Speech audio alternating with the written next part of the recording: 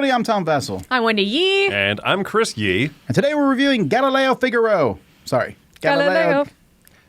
That's from that one song that all these millennials know from that movie that all the zennials know. Uh-huh. Anyway,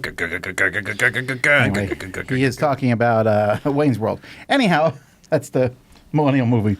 Anyway, yes. Galileo Galilei is actually about the famous astronomer / all the other things he did, but mostly about his astronomical skills, which I'm pretty sure is correct use of that word, even though we use it differently. Skills? Astronomical skills? Astrological. Anyway, it's about astronomy. And you know what? I often make fun of games for being beige. Look how beige this is. All right. Let's have Wendy teach it, then we can come back. Here's how it plays. In Galileo Galilei, we are scientists and we are trying to look at the stars with this newfangled telescope technology and just see the space and all that's there, while not having the church think that we're heretics and wanting to kill and torture us. So let's go ahead and begin. Players are going to be playing until this deck runs out. This is determined by a number of players, and it does scale from 1, 2, 3 levels. So as cards are taken from the lineup, more will come out and they will get progressively worth more points and a little bit harder to build in the future. So beginning with the turn structure, it is listed down here at the bottom. So the way that this works is we have this little telescope thing right here, and you're going to move it 1 to 3 spaces and choose an action. So I would go 1, 2, 3. You then would take the top and the bottom action that is listed here. You will pick up the tile once you're done performing all the actions, and you'll slide it up the bottom right there, which changes the action order. And then finally, you'll do some cleanup stuff while you're checked to see if you have any rewards that you can get down here. You'll see if there's an inquisition and if the church is going to check if you're doing things wrong, basically. And then you'll check up here to see if you've won any of these first come, first serve awards. I want to talk next about the basic actions up here. So the top row never changes, and these actions are some of the big important ones that you'll do during the game. The first action is observation, and as you can see up here, there's a little note to show you what that observation action is. And that has to do with these cards that we have up here. So you can either do 1 large observation or you can do 2 minor. The minor are these bottom parts on the card. They just use 1 die, and for that, you just simply trade in the die. So I would trade in a 5, and you can put out a little star token over here. One thing that this game is great for is it gives you lots of bonuses as you move along. So this will give you points. It will add one of these little guys over here. That's bad. But you can also unlock some cool bonuses as you put out the stars. So there's just a variety of things you can do on turns. So that would be a minor observation. To do a major observation, you would need to have a combined set of colors of dice. So as you can see, these are mixed colors, and they show in the upper right and upper left the colors that can be used. For example, if I want to do a 7 of purple, I would need a red and a blue die. Now there are ways to add extra to those dice, and that would be these comets over here. This comet has already come out in this game, so I would add that to that. That would equal the number 7, and I can discard these, and I would actually gain this card. If anybody had a star on it, that would go away, and this card will slot over here for a future action we'll talk about. The next is pipping up dice, and there are a variety of different ways to pip up dice throughout the game, but that's the way that you manipulate these, because every die that you start with will just be at level 1, and from there you need to be able to increase your light source. There's also moving up on tracks. So we have these little education tracks here, or university tracks, and as you move up them, you'll eventually influence your end game scoring, but you'll also get immediate bonuses as you go along. We then have comets. Comets, you simply place them out, and as you place them out, they become available to spend to adjust your dice when doing observations. Also, once you use them once, you can flip them over to the number 2 side, use them again for a 2 value, and then finally, once you've used them in their number 2 side, they'll come down here, and during your cleanup phase, you're going to choose one of these bonuses to cover up and gain that bonus. Finally, we can skip over this action because we already talked about that, and then we have the upgrade action. The upgrade action allows you to upgrade any of these little tiles on your board to a stronger side. As you can see, it's a different color, so you can tell that it's upgraded, and they do have a nice player aid, so you don't have to keep flipping them to show you what is on the side of each one of the tiles. Now, a couple other actions that aren't listed up here as the top main actions, but are in the game, are books. So these books over here, as you move them over, you get the bonuses that you cross over, as well as they can be an endgame scoring multiplier up here for how far your lowest track is on the books track.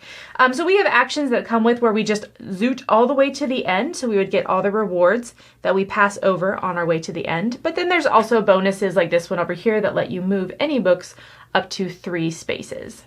And finally, we have the Inquisition icons. So some of these you can see over here. This adds an Inquisitor to your board, which would be start in this far left chamber, where it is minus 8 points at the end of the game if he's still here, and it is minus 4 every time there's an Inquisition, which means this larger Inquisition track will slowly move you down to less and less points. Over here is the Persuade action. So this is how you move these guys to the right. Every time you use one of these symbols, you can move one to the right. However, that is what triggers the Inquisition at the end of your turn. So if I moved one gentleman to the right, then at the end of my turn, I would add up all of these top values. So I'd minus 2, minus 1, so it'd be a total of minus 3, and I would move my track down 3 spaces. One last thing before I talk about scoring is that this is actually treated as a rondelle. So this goes in a circle. So as you move 3 spaces, you always have to move clockwise. All right, final scoring is all the university multipliers over here that you've reached on your tracks, as well as the Inquisition on your board and the main board. And then finally, that's added to all the points that you've gained throughout the game from your observations, as well as maybe any bonuses that you've gotten from cards or other things throughout it. And that, in a brief nutshell, is an overview of Galileo Galilei.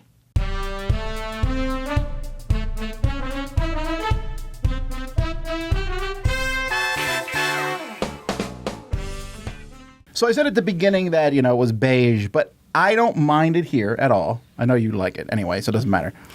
I don't mind it here at all because it makes the planets pop. Oh, man. This cover, even though it is just like all sketch, it looks so good. It's a great cover. I It's think it beautiful. looks great. And even the board is brighter than I thought it was going to be from this outside box. Like when you lay out all those planets on the board and your little player board, like you look at it on a screen and it looks beautiful. Yeah. Yeah. Again, tan is fine. It's not a terrible color. Just know how to use it. It is funny. I was telling Wendy before we played this, there's so many games out there about stars and astronomy, and they're almost always connect the dots or something to that, make the stars. Or they're very abstracted. This one fits in pretty well thematically. Everything from the Inquisition trying to stop you Yeah. to just, yes, you're still moving on tracks and stuff, but I think the theme is pretty well defined in this one. I think the game I'd compare it most to theme-wise is the Garfield game, something of the South Tigers. Wayfarers. That's the one where you're building out the cards and then studying the stars sky above. as well. Yeah. Yeah, and I think this one is a better job of that to Or me, are you talking theme-wise. about the color mixing one with the... No, it's a very different one. That's about Yeah. translation. Yeah. Anyway. I think that that game is more about exploring and discover, and this one is more discovering, from where you are. And so I really like the way that it kind of leans into that. You don't have to explore around and stuff.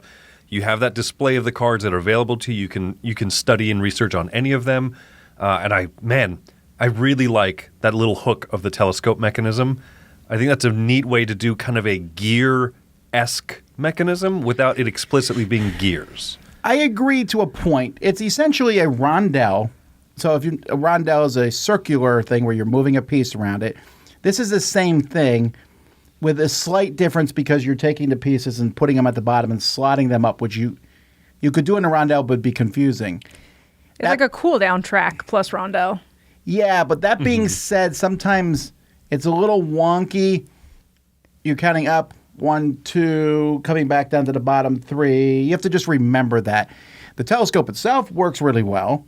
Although I found that I was constantly forgetting to move my token to the bottom. That's such an easy thing to forget.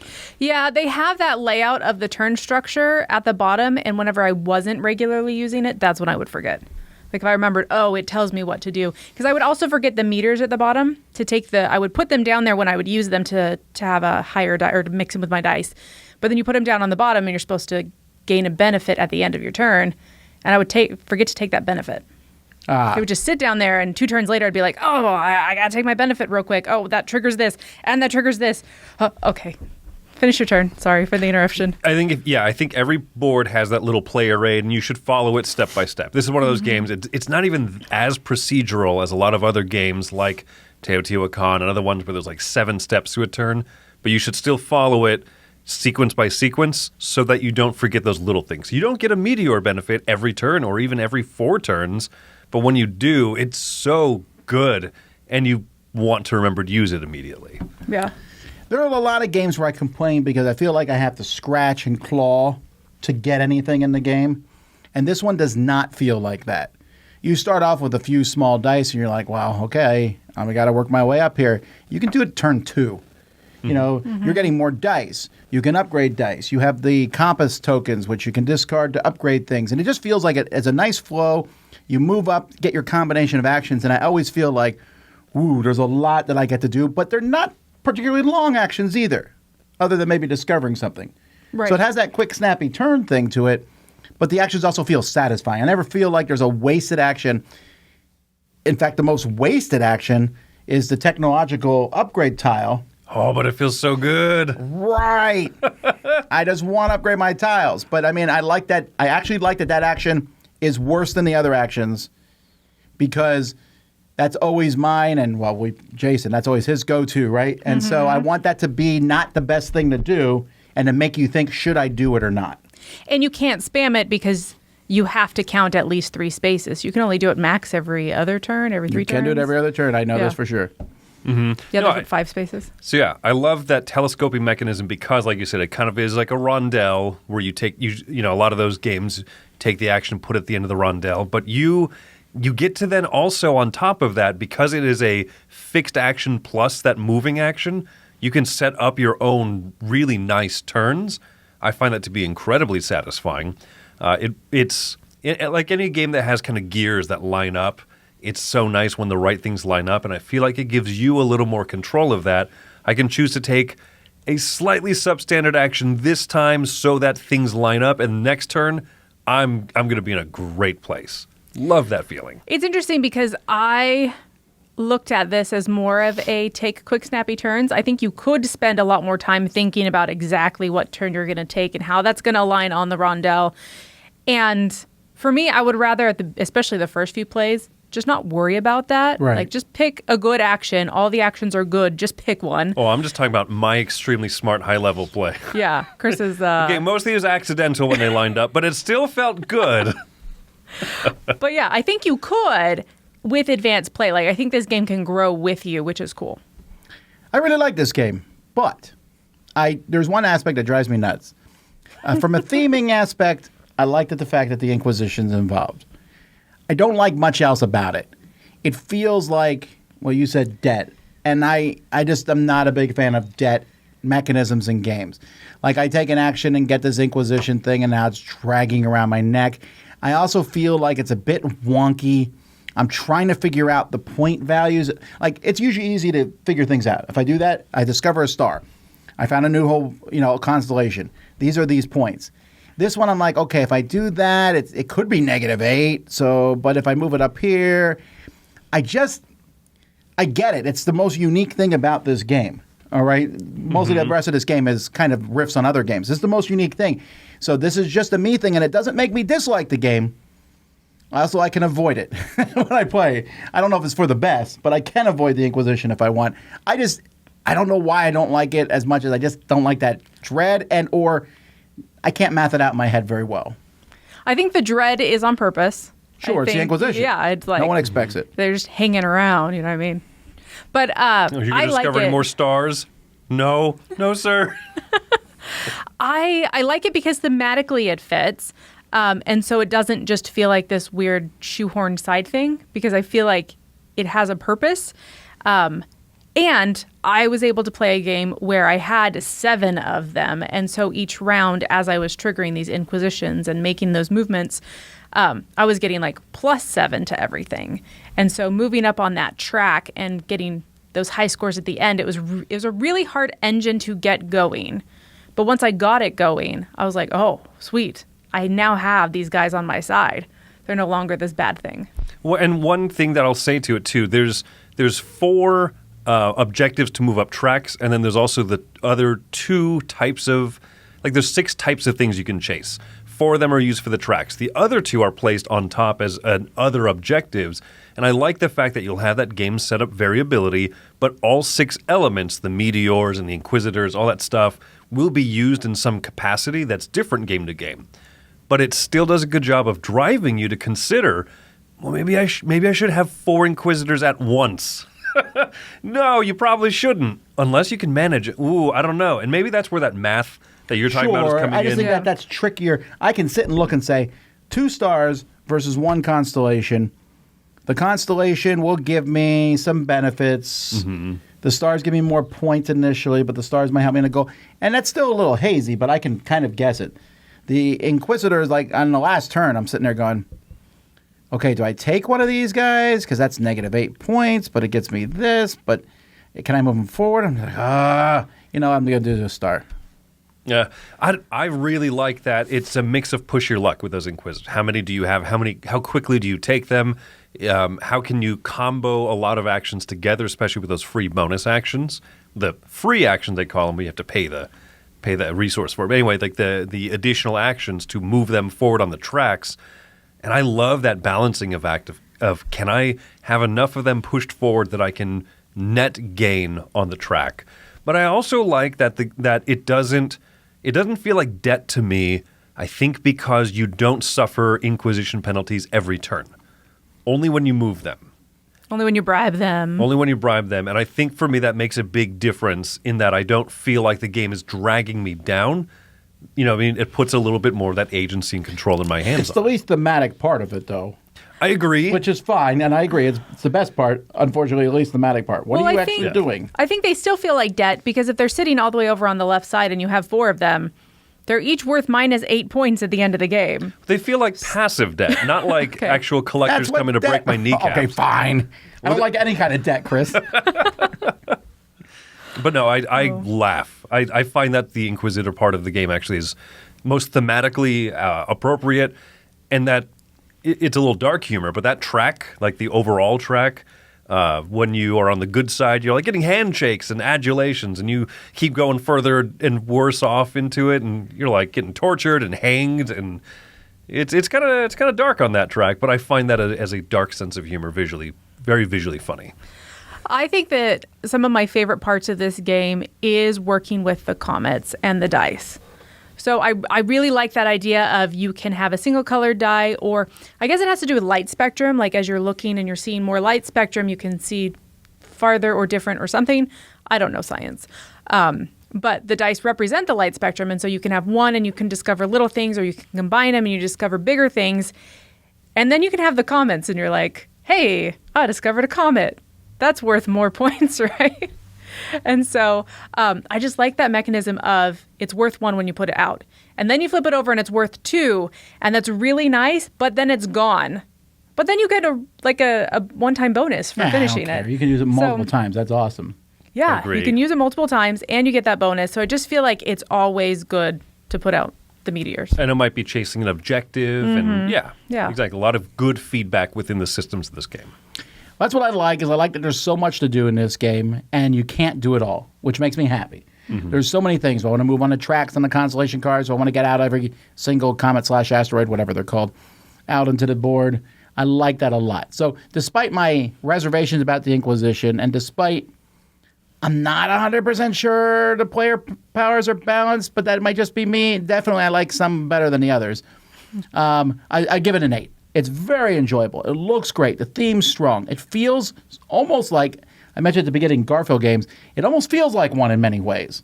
There's a lot of similarities there. Or a board and dice game. It has that kind of, Yeah. if you like that medium heavyweight Euros game, but that gives you a lot of options and you can't do everything. I think this is a very solid one, and it gets props from me from the theme, so 8 out of 10. For me, this is an 8.5. I really am enjoying this one a lot. It reminds me of my first takeaway from it was it reminds me more of a Simone Luciani game, actually. Yes, actually. Well, yeah. A lot of the combo, combinations, combo-rific, whatever word you want to use for it. But the fact that this is from a relatively new designer, I believe that he hasn't had too many other titles out. I think 3 are coming out this year, actually, and this is one of them. That fact that this is from a new publisher, I think that the production on this is great. The art, the visual of it all.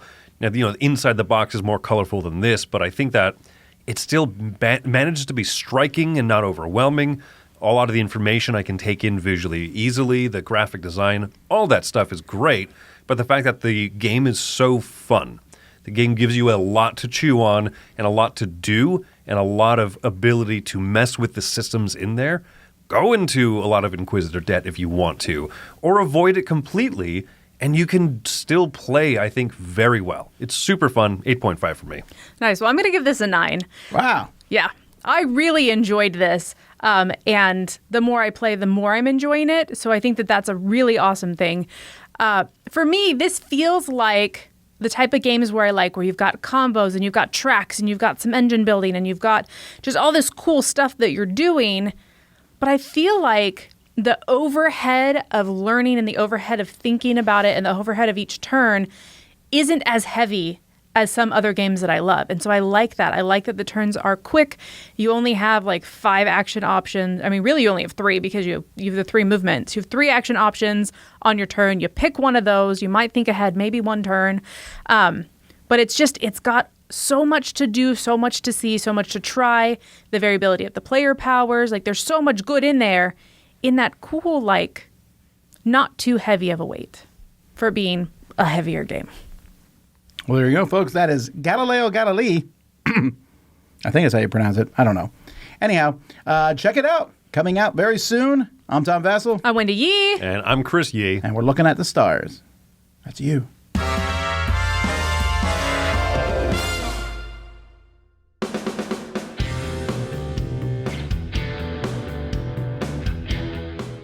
Hey everybody, thanks for watching another video from the Dice Tower. Hey, you want to learn more about us, communicate with us? We have a Facebook group, we have a Discord channel, lots of different ways to get involved with the Dice Tower. And you can find that in our Linktree link below. So just click that, it will take you and you can communicate with us on Facebook, join our Facebook groups. There's lots of cool things that you can find and become part of the Dice Tower. Thanks so much for watching. I'm Tom Vassell.